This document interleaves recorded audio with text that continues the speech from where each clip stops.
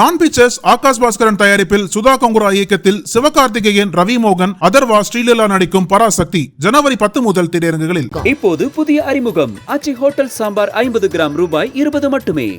லட்சக்கணக்கான குடும்பங்கள், கோடிக்கணக்கான கனவுகள். தமிழ்நாடு அரசு ஒவ்வொரு குடும்பத்திடமும் கேட்கின்றது, உங்க கனவை சொல்லுங்க.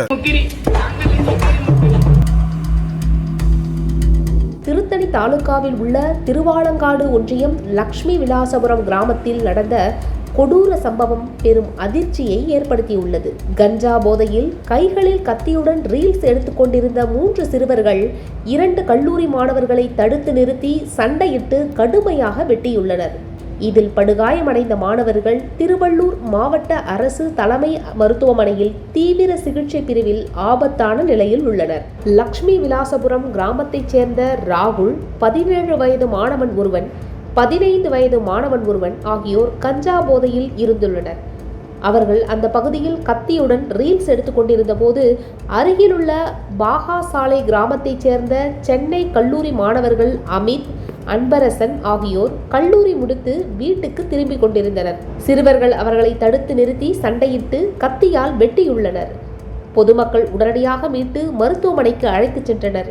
திருவாலங்காடு போலீசார் உடனடியாக வழக்கு பதிவு செய்து விசாரணையை தொடங்கினர். சம்பவ இடத்தில் உள்ள சிசிடிவி காட்சிகளை ஆய்வு செய்து சிறுவர்களை கண்டுபிடித்தனர்.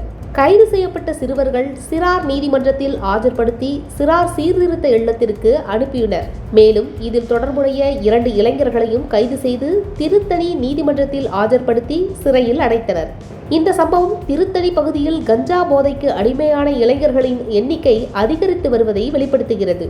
சமீப காலங்களில் கஞ்சா போதையில் 17 வயது சிறுவர்கள் சிக்குவது, பொதுமக்களை தாக்குவது போன்ற சம்பவங்கள் அதிகரித்துள்ளன.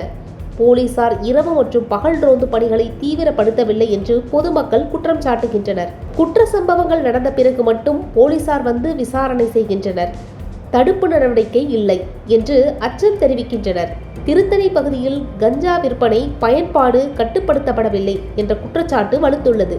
தமிழக அரசின் போதைப் பொருள் தடுப்பு திட்டங்கள் தீவிரமாக்கப்பட வேண்டும். பள்ளி மாணவர்களிடையே போதை அடிமைத்தனம் அதிகரிப்பது கவலைக்குரியது.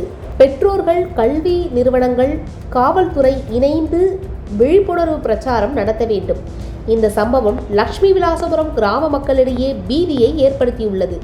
அரசு உடனடியாக போதைப்பொருள் விற்பனையாளர்களை கைது செய்து ரோந்து பணியை அதிகரிக்க வேண்டும் என்ற கோரிக்கை எழுந்துள்ளது.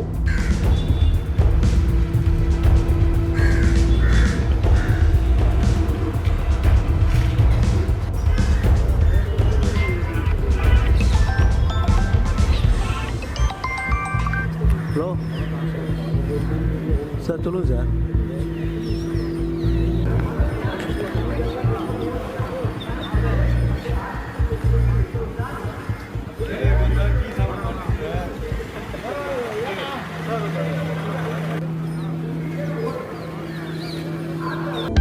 அனல் பறக்கும் செய்திகளை அப்டேட் செய்து கொள்ள நக்கீரன் களத்தை இப்பவே சப்ஸ்கிரைப் பண்ணுங்க.